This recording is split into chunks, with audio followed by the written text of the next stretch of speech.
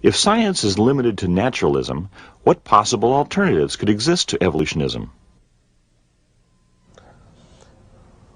Well, certainly. One of the alternatives is that the full truth about origins is simply not accessible to the kind of science that we do today. Now, to suggest that, of course, enrages a certain kind of scientist, although actually the majority of scientists aren't bothered by the idea at all. But the ideologues who promote things like Darwinism or theories of everything are enraged by that.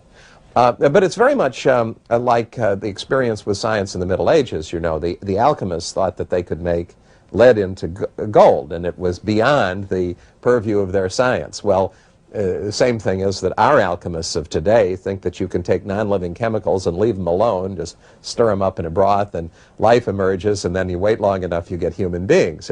I think it's the alchemy of today. So one thing we really ought to consider is that at least the kind of science that we do today can't tell the full truth about origins. And what our science ought to be doing is learning more about how the life forms actually work, what they are, freeing themselves of the blinkers of Darwinian prejudice so that they can understand more about what they are. Just like the alchemists needed to learn more about chemistry. They needed to learn about the difference between elements and compounds and so on before they could understand why they couldn't turn lead into gold.